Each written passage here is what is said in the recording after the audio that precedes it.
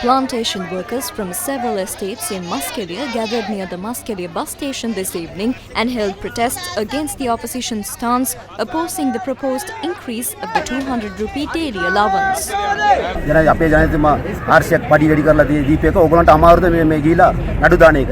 අපි කොච්චර දුක් වෙන්දලා දුක් මේ කූඩෙල්ල කාලා ඔක වෙස්සෙන් තෙමිලා වැඩ කරලා මේ එවින්නේ. ඒකෙන්ද ඒගොල්ලන්ට මේ විරුද්ධයෙන් අපි මේ සාබේට තමයි මේ පොල් ගෙඩියේ කඩන්නේ. පොල් ගෙඩිය ගල්ලා මේ ගිනි තියනවා ඒගොල්ලෝ. ඌ අපි මේ බඩට ගන්න එනවා. අපේ බත් එක තමයි ඌත් කන්නේ. මෙන්න කන්නේ. ඒක නිසා අවසාන දවසේ මේ දුන්දනාටම අපි මලගෙදරට එන්නේ. අපි මෙතනින් මලග විමු යට කරනවා දැන්. මෙතනින් යට කරනවා. ඌ කරපු වැරදි වලට. It's been 200 years since our community came to Sri Lanka, and for the first time, a president has given 200 rupees. Before that, those who went to parliament asking for our votes are now sitting comfortably, telling us we shouldn't get this allowance. When Ranil was taken to court, everyone came together. But did they ever come together for our problems? Our children study in a state schools, while theirs go to good schools. ரணில கொண்டு போறப்ப எல்லா மந்திரியும் ஒண்ணு சேர்ந்தா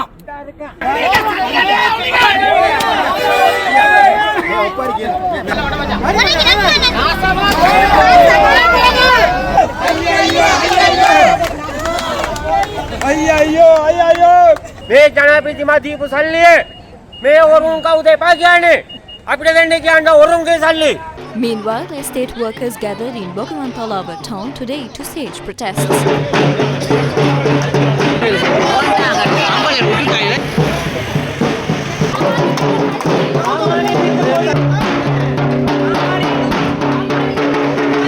Shops in Bogavantalawa closed today in support of the estate workers' protest.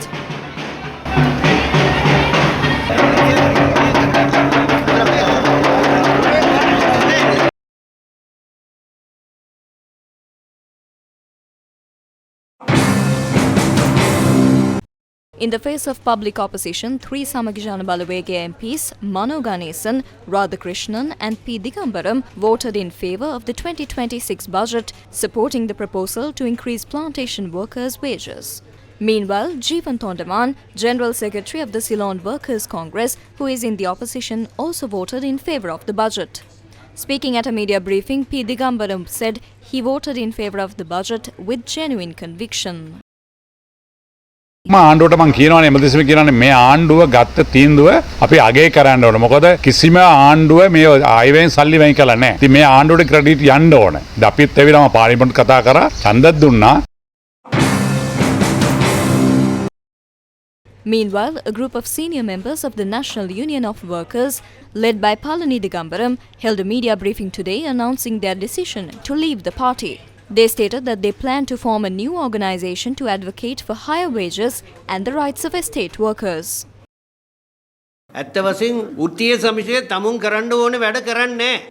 The trade unions are not doing the work they're meant to do. That's the problem. Most union leaders are in Colombo, and some come from India only occasionally. Leaders and their teams don't pay enough attention to the workers' issues. They are always focused on politics, always aiming for parliament and trying to deceive the people. That's become clear.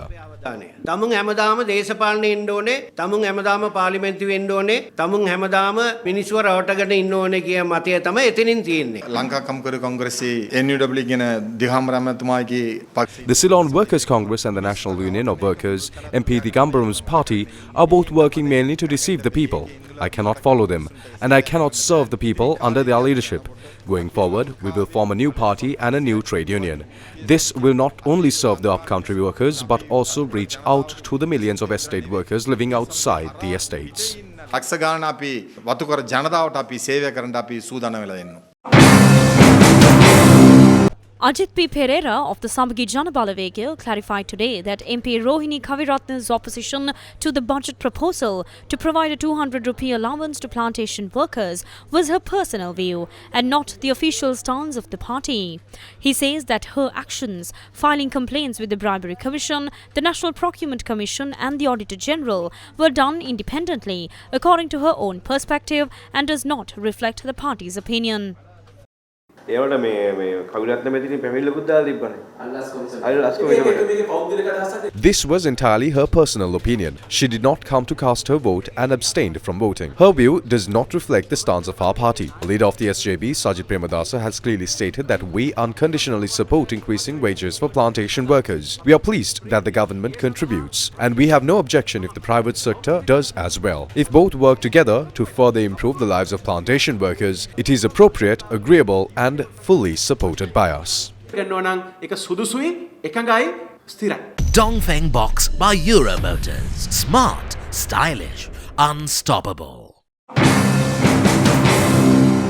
Supporting the budget proposal to increase plantation worker wages, Jeevan Thondaman, the General Secretary of the Ceylon Workers Congress, which is part of the opposition, cast his vote in favour for the 2026 budget. Meanwhile, Saman Ratnapriya of the United National Party stated that his leader, Ranil Wickremesinghe, was unable to implement the wage increase for plantation workers due to pressures from estate owners. Ratnapriya noted that while it is good that the current government has proposed to implement this wage increase, providing 200 rupees from tax revenue to plantation workers can cause harm to the taxpayers.